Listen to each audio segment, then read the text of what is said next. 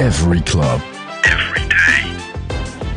The Global Sports Podcast Network. Hello, bonjour, good morning, and welcome everyone to our new daily AFC Bournemouth episode. Today, Dan again with me. Hello, Dan. Hello, everyone. Hi, Victor. Hi. And we will be doing a double episode, let's say. We're going to be talking about the post-match review from the game against the Wolves, that we were left sour after the game. And we will actually also do the introduction, the pre-match review to the Brighton's game, which is tomorrow. So, Dan, you were at the ground. I was supposed to be, but there was a last-minute thing that came up, and I had to return my ticket. And the way everything went, I'm glad I wasn't there, right? But I don't know. What do you think? What do you think? We spoke about before predicting the lineup. I doubt you predicted the lineup this time, did you? No, I didn't. Yeah, well, it goes back to a big change. Some big changes. And to be honest, I forgot there was a game midweek as well on Tuesday. It made a little bit more sense. And apparently Adams was a little bit under the weather as well, been a bit poorly in the week, so he dropped out. Found it really interesting. Hill came in at right back, Cook and Christie in the middle, and then the usual front pairing. Well, not front pairing, front group. You've got Dango, our striker. Then you've got Kluivert, Semenyo. And Tav was a starter. Yeah. Dropping Brooks as well. Brooks that might have felt hard done by. And I'll go back to Tav a little bit later because I do feel like we missed a little bit of Brooksy on the side. I think Tav can sometimes be a little bit more of a risk than Brooks. But yeah. So yeah, I honestly, you did miss out. It was a great atmosphere before the game, going into the game. I felt confident, and then the first 15 minutes was going really, really well. And Envisaged as I thought, we were pressing high, cutting out their keeper. It was just, we're playing brilliant with Semenyo playing Kluivert in, but it just didn't quite fit over the keeper. Dango playing Christie in. I thought, yeah, we're going to win this game, even though I'm always a bit hesitant and sometimes think, well, we keep winning. It's just being a Bournemouth fan, you're not going to win all the games. It's expectations, man. And then a major incident happens, and I'm just speaking about the sending off. I was watching it in real time, and I was actually cursing at the ref obviously I'm from the stands, which is about 60 yards away, if not more. I was like, he's got the ball. It was very clearly he got the ball during real time. Obviously, the referee blew, gave a yellow. Next to my surprise, I looked at the screen, VAR checking for a red card. And you're thinking, surely not. He's definitely got the ball. Obviously, looking back at it, he did get the ball, but it's seen as dangerous play. Now, what do you think, Victor? Do you think it was a red card? Obviously, I watched the game from home because I had to, well, I'm not going to say babysit, but I had to do parenting, right? I don't think I watched over and over, and because I was watching at the telly, I could rewind as well. And at halftime, I rewinded 5 times to watch it over. And he clearly got the ball first. And the way the tackle went, his foot, Zabani's foot, rolled over the ball and hit Ait Nouri. Now, the thing is, yes, there was a contact, and yellow card would have been the right decision. But the tackle wasn't aggressive at all. He had no intention of hitting him, right? It's the same like the penalty, right? The VAR gets the penalty overturned because the player had no intention to play with his arm, with his hand. So this should have been the same thing, no? But tell me, how many times this season has VAR overturned against Bournemouth rather than in Bournemouth's favour? Too many times. I was just looking at a stat sent to me today. Would be third in the table if the VAR didn't make the wrong decisions. It's not like VAR getting involved, but actually being identified as making the wrong decisions. Third place. That's massive. Going back to that incident and watching it since, and Irola talks about it. They showed the referee only one angle, the angle which looked dangerous. There was 5 other angles, Irola said, and the 5 other angles show it's a great tackle. And then I don't blame the referee. The VAR person obviously decided it's re-reffing. It was re-reffing the game, which VAR is not meant to do unless it's a clear and obvious error. But then, I guess, just looking back into it, there's looking at the IFAB, what the referees have to follow. It does actually stipulate it can still be a reckless challenge and dangerous if studs up, goes over the ball and the ball hits a contact. So still undecided, but match of the day, if you had the opportunity to listen to match of the day or watch match of the day, match of the day, you were saying it wasn't a penalty. No one agreed. Red card, not red card. No one agreed. Then you get the Everton decision, Man United Everton. I know we're not speaking about that, but exactly again, re-reffing the decision. It shouldn't be happening to our smaller clubs. It's just, the referee. Sometimes you get the feeling that the FA is somehow trying to push the bigger clubs to go into Europe. It's so weird. And I was talking to someone after the game yesterday, and someone else who was at the game, and it just feels like maybe ex-football players should be doing the VAR rather than referees. An ex-football player would not. Well, it depends which era they come from. Would not be sending. Not Roy Keane, but most of them wouldn't think it's a red card or anything. If they think it's a great tackle, I would literally say you go to somebody like Roy Keane 20 years ago, that would be seen as an excellent tackle. He's got the ball. He hasn't meant to hurt the person, but he's got the ball. His main motto was get to the ball first. He got the ball, made a great challenge, but now it's basically, as Arola said, it's a 4-game suspension because he missed most of the game on Saturday, and he's going to miss 3 more. That's the same as just headbutting somebody. If he turned around and headbutted somebody, the justice there just doesn't seem proportionate, really. But does that affect the cup game as well? I thought he would be able to play the cup. He misses cup game. He misses Brighton. Then Wolves. But surely they will appeal. They will, but the success rate, unless you're a large club like Arsenal, is very minor over appealing a red card. The thing that they could hope would be interesting Monday night on Sky Sports when they do the referee review, whether that comes up, because actually the whole motto is not to re-ref, and I do think that was re-refed. It was a clear and obvious mistake. The referee had the best position. The referee was in a great position to see it.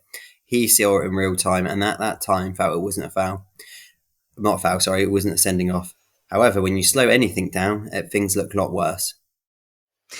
I think Salisbury has been losing it since like 5 minutes into the game. There were one of the things that annoyed me, right? And there was one push before and one push after we got the red card from Wolves defender. Push with both hands. On Semenyo. Didn't get the foul. And that was in front of you, right? That happened in front of you. And Semenyo does not go down easily. Semenyo is the one player I can say he does not dive. He would like to stay up. I've seen players bounce off him. Yeah. This player's just two-handed pushed him. Yeah, I think it reminds me a bit of the game against Liverpool when who was the referee? Kill me. Darren. What's his name? I forgot. The referee, Darren. I can remember. Doesn't matter. It's just the referee's name. But yeah, then okay. We could talk about this ending off forever. We're always going to be hard done by. But let's just move on to their goal. So, you know what? Bournemouth are great at pressing when they've got the whole team. It was a real new challenge for Arola, actually. 10 men, so early on. What do we do? 0-0. That I would say, and I think if Arola had the chance to reflect on it, it was so disorganised. Straight after, the players didn't know what was happening. You could see the players kept changing position. Everybody was covering whatever they could.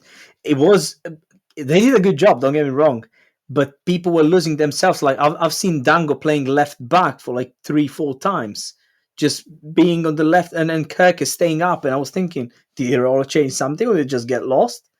Not until half time when we got to regroup. I think their goal was too easy. I think defensively that was a mistake from us, and I think that was because we're missing Sabani. I've said from the very beginning, Sabani is our best player. For me, he's going to be the first 100 million player for Bournemouth if we sell. Do you reckon? He's on one contract, yeah, I'd take him. I know Howson's been in the media at the moment because he's got a 50 million release clause, and all the big clubs are going for him. but anybody who watches them enough, and But again, it was Hausen who made the mistake, who missed the ball when we conceded, right? It yeah, was I think because he ran out. Usually Zabani is the one who pushes out, who rushes out, and in this case, obviously Hausen playing with Hill is not really, they're not used to each other. I think Hill was a really interesting decision. And when I was watching the game, I know we have another game on Tuesday, but and Tyler Adams is apparently poorly, but came on middle of the game. Yeah, Putting Hill right back, I think may have been a tactical decision because the way they play their goal kicks out, Wolves, every single time it went over the Kuna and the other player over there, and so that was an outball. And so by putting James Hill there instead of Lewis Cook, because he was winning the headers. Yeah. stronger in the challenge. And then let's go for a quick ad break, and we'll be back to talk a bit more about what happened on Saturday. Every club, every day. The Global Sports Podcast Network. Do you have a story to tell that the world needs to hear? Have you struggled with reaching new audiences who are engaged with your story? It might be time for you to start a podcast. Let me tell you about a platform we use here at Global Sports Podcast Network. Zencastr makes it easy to start a high-quality podcast built for growth from day one. With 4K video recording from your phone and AI editing that automatically removes ums, ahs, ya knows, and 22 other speech patterns, Zencastr makes it super easy to start a podcast that sounds great. Ready to tell your story? Check out the link in the show description to learn more about Zencastr. Do you have a story to tell? Every club, every day. The Global Sports Podcast Network. And we're back with our not very happy faces after Saturday, talking about how actually the game went and what happened, what was the main reason why Bournemouth lost. And we finished just before mentioning Cunha's goal. Now, it was a great run into the box. Received the ball, looked at the goal, Kepa rushed out, couldn't do anything. Class finish. And this is something that if you remember, I said in last episode, actually you weren't there, but it was a crossover, so I'm sure you've listened to it. The crossover with Wolves, and I said to the guys, that if Cunha left, right, if Cunha went to another club, Wolves wouldn't be relegated. He carries half of the team. What a player. He was brilliant. He was brilliant, actually. He, like I said, I listened to that, and they reminded me, one of the comments actually the Wolves fans were saying about it cost him nearly 50 million, so they would have to sell him for quite a big price. He is a very talented individual. I think he's 24, 25. He's growing into it. He's strong. He was able to hold the ball, drift past players. And obviously the finish was natural. He's a great finisher. Like I said, we defensively were poor at that moment, and before that held him out really well. Second half, Victor, what did you think of the second half then? Regroup. Second half, regroup. It was so game. They were wasting so much time on the ball. They were wasting so much time, and I was hoping we will somehow, with luck, score the goal the way that Chelsea scored against us in 94th minute, but didn't happen. To be honest with you, I don't think we had the game to get a draw. They were lucky to miss another chance. They had basically an open goal. Was it Munetzi, I think, who ran inside. But apart from everything, I think one of the bright stars from our team was Kepa. I think Kepa. Yeah, I was just about to say that, but I know that's probably goalkeeper union. So if you don't know Victor, he used to be a goalkeeper. Me and him used to play together. I wasn't a keeper, but yeah, Kepa. Well, isn't he the record fee for a goalkeeper of 80 million? And I wish we could keep him for next year. I wish we could keep him, but I can't see Bournemouth paying 80 million for. Especially when they're managed. Well, we're not going to pay 80 million, but I don't know if you saw the Chelsea manager saying they've got keeper issues at the moment, not being good enough. Yeah, Luckily, they didn't have a recall for him. It's I know. interesting. I know. It's, to be honest, it's gonna be this. This is another thing I was actually talking to one of the people yesterday about what's gonna happen at the end of the season when Kepa goes back, right? Because we're gonna get back Neto, who we Yeah. obviously, I don't think we can count on Neto anymore. Last season, he's been making mistakes. He went on loan, obviously, clearly not being the first choice of Arsenal. Fioreola, and I don't know, Travers, I mean, he's on loan now in Middlesbrough, but Travers did play a few games this season, and I think he was brilliant. I think I think Kepa adds a layer of experience onto the team. I think it's really, when you watch Kepa live, you're just seeing how he communicates to everybody. He's telling we've got a young defence, you got to remember their age. He is directing a lot of them where to go. But that's what the Corners, goalkeeper should do. You remember me, right? yeah, oh, wow. Talking all the time. I remember you talking a lot. Let's just say that, one minute you're the striker or the goalkeeper. But yeah, Kepa is a phenomenal keeper, making some great saves. I think this is the first time where I've seen recently where Rola's made changes and it hasn't worked in the second half. It hasn't worked. And I thought, I am probably the biggest fan of Ryan Christie, and he took him off at like 55 minutes, and that could be because he needed him for the next game, Brighton. So I understand that. I think that was the decision to rest him, because obviously we know that, and Brighton game is something that we're going to talk about in the next few minutes, but because it's scary, right?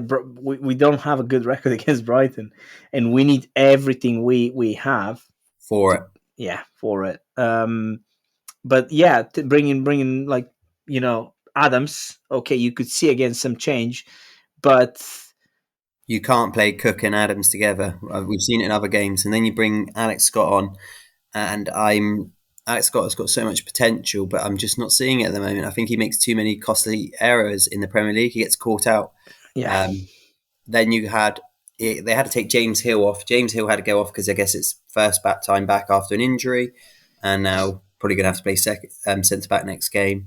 He was okay. He did well. He didn't have a bad game. Massive throw as well. It's a different dynamic. He has a really big throw. Big throw. They utilised it a lot when he was on loan at Blackburn last year. So I don't know whether that was another tactic. Tavernier stayed on the pitch the whole game. Used to be one of Tavernier's biggest fans, but since we've not had him, I've just noticed we're a bit more consistent. We're a bit more. Sometimes the game against Southampton, for example, Tavernier, it was his man that went through and scored and left him, didn't chase him back. And I just saw that a couple of times of not chasing back, not being a part of that team building play. Individually, he can probably score a worldy goal, but it's I don't know. I'm maybe missing a bit of Brooks there, but Kluivert as well. Kluivert, I felt like was getting into the games. A few good little movements. Also had a bet on him to have 2 shots in the game. He only had 1, so I didn't win that one. It just didn't work out. Then Wolves started I don't know if you saw it on the TV. Wolves had a sub ready on the side. The player took about 5 minutes to walk over there, and then they decided they didn't want the sub. So I haven't seen that. No, it was all kicking off on the side, time wasting. I just couldn't imagine. I didn't understand how there was only 6 minutes of time wasting, because for that individual moment, it's 3 minutes. For that, they played gamesmanship. Clearly, we lost, and then we're just going to look for the bad things now. It's annoying, but look for good things. Okay, you're a positive person, Victor. Who's your positive player of that game? Kepa, wasn't it? We lost this one. Let's win the cup game and go through, right? Because we said it would be crazy to win both, and I would love to win both, but I couldn't see winning both games. Now, with the positions at the moment and Wolves needing more than we do, right, to not be relegated, they had to win. If there wasn't a red card, maybe it would have been a draw, maybe they would have won. The game we played, I don't think we had it. I don't know if Zabani's red card affected that, but we just didn't have it. Kirk is... He's usually very good. Kirkes was nowhere on Saturday. But you can see they dropped back to the halfway line.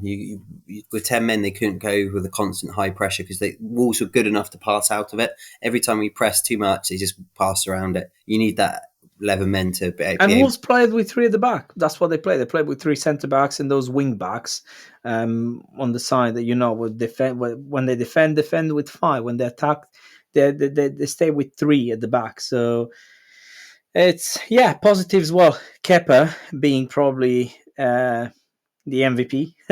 No, I'm going to challenge in that. I think Lewis Cook was. Lewis Cook went from Do right. you? Yeah, I thought when he went right back, he was really good. He was one motivating player. Possession of the ball, tackling. He made a couple of last-minute challenges. You can see how he's been a captain in lots of clubs before. I've Lewis Cook this season for me has been growing and growing. Whether he's a right back, whether it's centre mid, probably this week maybe he might be centre back. Maybe centre back, because we've seen him playing centre back, He and did play centre back by the end of the game. It's nothing new. I mean, he's 5'9". Yeah. So it's not really, but Cannavaro was 5'9", when he played. So it's like, and Laurent, the Martinez from Man United, who went for like 50 million to them, he's 5'8". So he reads he reads the game so well. He's just looking back to himself. He's looking sharp. He was chasing. He played the whole 90 minutes. He didn't stop, even though he was getting really frustrated with the rest of the team. Consistency. I think favorite. He's consistent. He has almost every game. He's just being consistent, and that's it. There's not many mistakes from Lewis Cook, and like you say, he can cover so many positions that if a right back goes forward, right, he's gonna drop and cover that. So he's gonna play a wide half as a CDM, let's say. So, and before we move on to the pre-match review against Brighton, let's do another quick break, shall we? Every club, every day. The Global Sports Podcast Network. This podcast is part of the Global Sports Podcast Network, the only network bringing you exclusive daily news and views on your Premier League team, the Premier League, women's football, and fantasy football. It's a unique listening experience that puts fans first, bringing you the very latest breaking news from your team. Subscribe wherever you get your podcasts and make us your first listen every day. Global Sports Podcast Network. Every club, every day. Every club, every day. The Global Sports Podcast Network. Right. I was glad, to be honest, to see Chelsea not winning, because we needed that. Now, at the moment, sitting in the position number 6 on the table, having to play Brighton, who is only 3 points away from us, being on the 9th. Going away, always tough game playing against Brighton. Can we change that tomorrow? Yes, we can. Look, one thing I feel confident about, we have a great manager. We have had lots of injuries, got new players back. I think we can change it. I think the defeat might actually make us want to do better. To be fair, Brighton, when they were at the home game against us, they were the one team this season where I've seen them outplay us. They were great, actually. Few concerns, though. Obviously, Sabani not being there. Sabani is a massive miss. I have that concern. I also have the concern of who's going to be playing up front. Is Evan Nilsson going to play up front? He was on the bench. We didn't mention that. Evan Nilsson was actually on the bench against Wolves, and he went to warm up, and because being on the bench, obviously, I was expecting to see him, but I don't think he was feeling it yet. Maybe, again, save him for this game. This is what I'm hoping for. I do think we missed that deadly striker. I know Dango's done amazing. No one can, but Evan Nilsson's just a little bit more clinical. I'm feeling positive. as long as we can get our back four right. So who would be your back four? Well, first I have to mention about Zabani, right? So before this is his first red card for Bournemouth, right? And I think before that he had only 2 yellows since he signed. But since he signed for Bournemouth, right? This is a funny stat that I always like to remind our listeners to, right? So now it's been 65 games since he arrived to Bournemouth. He played 64. Correct me if I'm wrong. 63, he was a starter. 1, he came off the bench. It's ridiculous. I mean, and looking now that he will have to miss, I think I just want to see him, how he will be playing when he comes back. I don't want to see a change, right? Because being consistent and playing every game for 90 minutes, whether it's a cup, whether it's a Premier League, and playing on that level is just brilliant. And yeah, if the day comes that he will go, because his market value at the moment is around 35 million, I would like to see him going for 100 million. I'm not going to lie. He's not going for 35 million. He's on a 5-year contract. He had the Liverpool director watching the game. As soon as he got sent off, he walked out. Richard Hughes was there. I know probably for Kirkers or for Howson, but I know how highly they rate him. Right, so back to back four, right. I think you were right about Howson and Cook. Obviously, Kepa will be in goal. Howson and Cook as centre-backs. Really? You don't think it would be Hill? Hill will be playing on the right. No, I think it's going to change it around. I reckon it's going to be Hill centre-back, Cook right back. You think Hill centre-back and Cook right back? Yep. Right, okay. Well, let's see who's going to be right. Left Kirkers, we might be seeing Soler on the bench now because he's back from the national commitments. Kirkers could go centre back. Dango left back. No, Kirkers cannot play centre back. No, he cannot play centre back. No, he can't. He cannot. No, he. There are players. Cook can, but Kirkers cannot. No. Yeah. So CDMs. Adams, Christie. It's got to be. Yeah. It's got to be done. Now, the trio in the middle. Semenyo will start. Is Sinistera fully He's back? On the bench. Because he was on the bench. He's not fully fit. He's not fully fit. I think he would have came on otherwise. I think there's a lot of debate about why he didn't come on. So I maybe think he's left for this game. Maybe he's left for this game. I reckon it's going to be Semenyo, Brooks and Kluivert, and then Dango up front. I think it was a game plan. Rollers looked at the next, because it's a really short turnover. You imagine played Saturday, Sunday's rest, Monday's prep for the game. So they've already done the prep for this game. And now they've got to think without Sabani. But yeah. Yeah, so the only change that we would make is obviously me thinking that Cook is going to play centre-back, Jens Hill right back, and you think the other way. Tavernier not to play?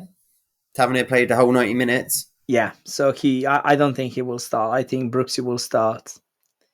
I think Brooks, Kluivert and Semenyo, and then obviously Dango up front. If somehow Evan Nilsson won't be fully fit, and then maybe Evan Nilsson starts up front, I would love to see that. Everybody would love to see that.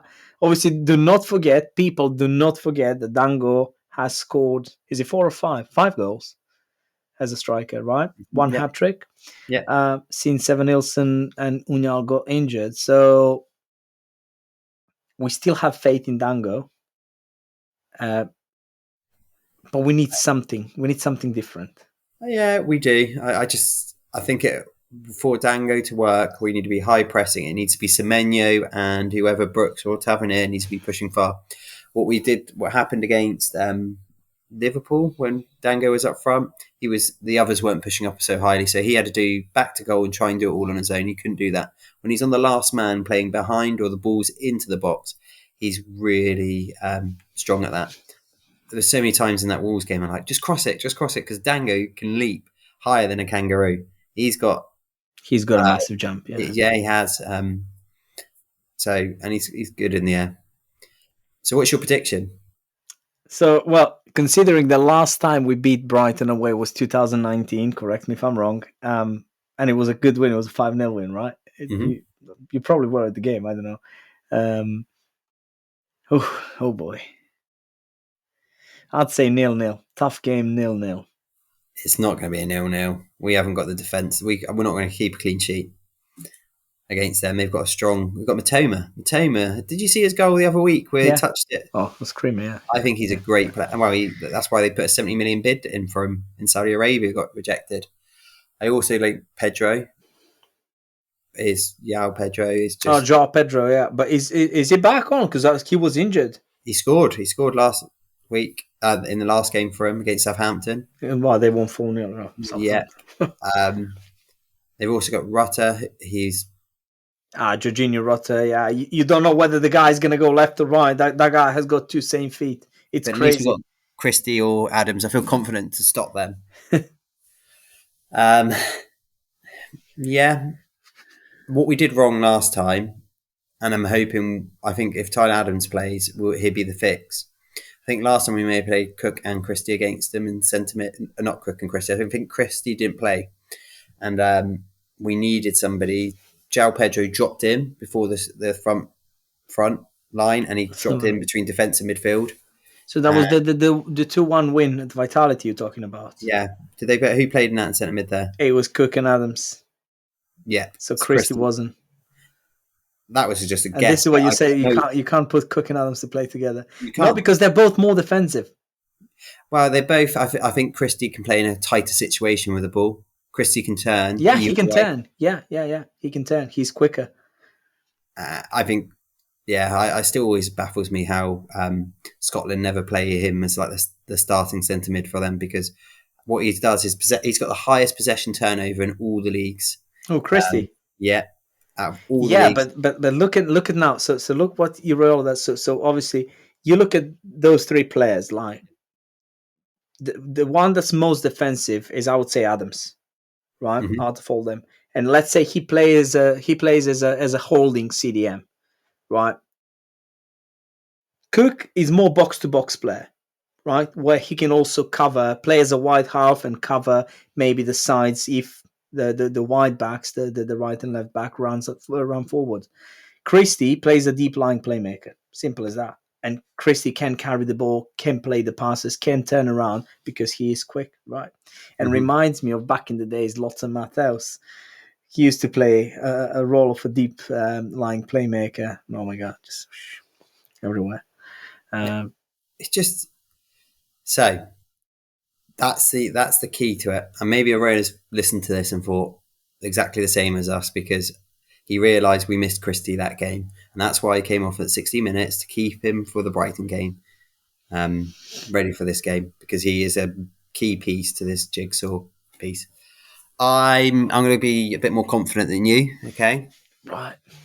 I think we're going to have a bounce back, okay? And it's not going to be, I reckon, 3-2. To Bournemouth. Oh, so 2-3. Okay. And the goals are going to come from, we're going to get a Clive penalty, and Dango's going to score again, and then we're going to get a David Brooks goal. That's just my prediction. That's what I'm going to be putting on. And then it's near the end. It's going to be very ropey because we don't have the experience of Zabani, and they might be pushing, but we're going to hold out. That's my confident post. And 3-2. Yeah. Well, you might actually go and put a bet builder, right? You might win some crazy money. You never know. I might do, but going by my betting history, it's not going very well. you know what's funny? If you're listening, yeah. One of my friends, right? One of my friends, he plays almost every game. Like he skips every sixth game, but almost every game he puts the Zabani and Kirkers will get carded. He didn't put against Wolves. Both of them got carded, right? And he was like, now, my question is for you, right? This is the first game. Well, one of the no, I think I did miss another one, but I can't remember. But so it's the second game that I missed this season. Bournemouth hasn't lost in the last 15, right? Before this one, I haven't been to the game. I haven't been at the ground. Bournemouth have lost. It's your fault. Do you think that could have affected? Because then I'll have to go to the cup, and if we go through, we will see. Well, I'm looking for excuses. I'm usually blaming I can blame the referee. I can blame you now, yeah, maybe they just didn't see you in the crowd and thought, oh, we're not going to give it a full tempo, because I know that you give them a bashing if they don't play very well. Yeah, I mean they get all kind of Serbian swear words and all that. So and only Kerkez understands them though. But no. Let's leave jokes on the side. Hopefully that's not the case. I will do my best to be at Vitality for the next game. Again, family commitments didn't allow me to travel to Brighton. I'd love to, and Tuesday would be the perfect.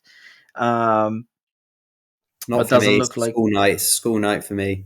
Those who don't know, I lead a school, so I can't turn up to my primary school that I teach at and not be there.